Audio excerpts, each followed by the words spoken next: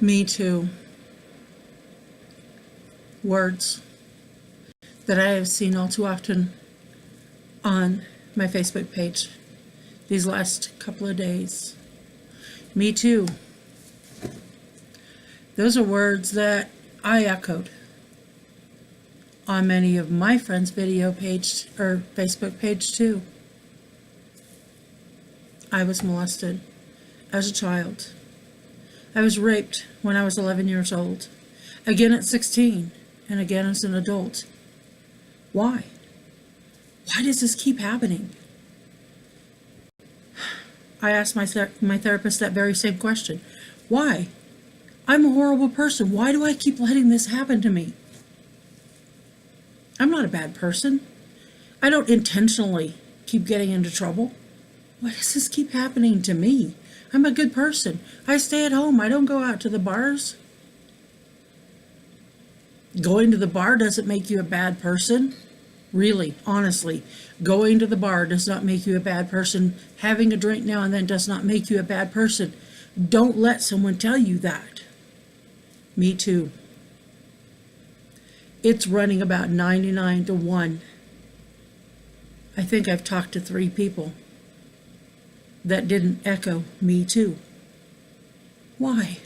Why does this keep happening? It's an epidemic. Why does this keep happening? We have lost that joy of each other, that respect for the human body, that humanity of who we are. We are women who deserve the right to sit up and say, I am beautiful. I have the right to be treated with love and respect. We didn't deserve this. I was a little girl. A little girl. I didn't deserve it.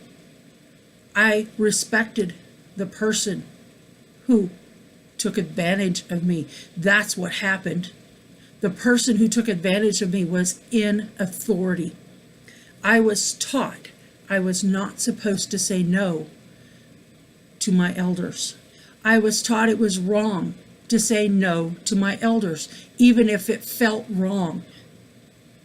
My parents thought they were teaching me respect for my elders. They never in their wildest dreams did they think that they were putting me in danger. They didn't think they were teaching me wrong. They thought they were teaching me right. They didn't know they had a predator in their midst. It never occurred to them that the person they entrusted their child to was going to do something like that. We live in a sick world.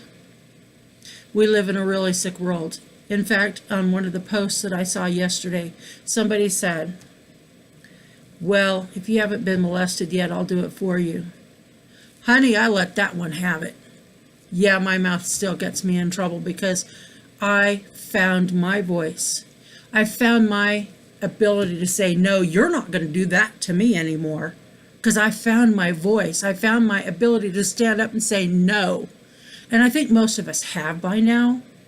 We've found that right to say, no, you're not going to do this. You're not going to hurt me anymore. But there's still people who can't say that.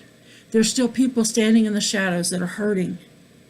There's still people that can't even find it in themselves to say, me too. So many people that can't step out, even on Facebook, and say, me too. And that breaks my heart. Even on something as on social media that at many times can be anonymous, because we're behind the keyboard and we can say things that it's the keyboard and we can say things.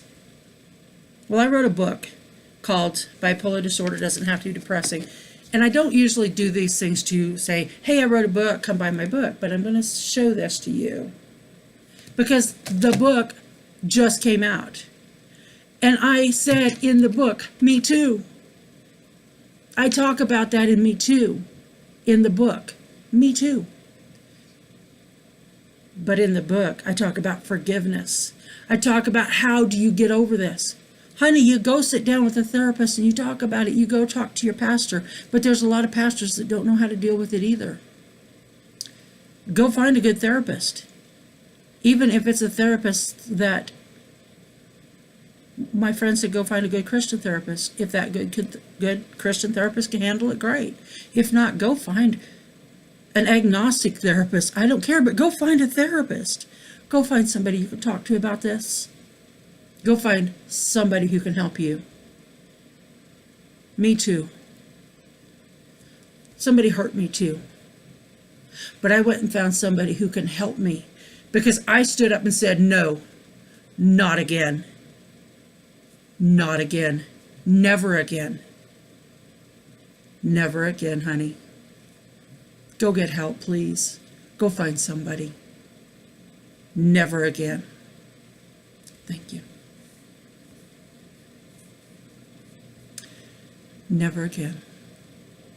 Never again.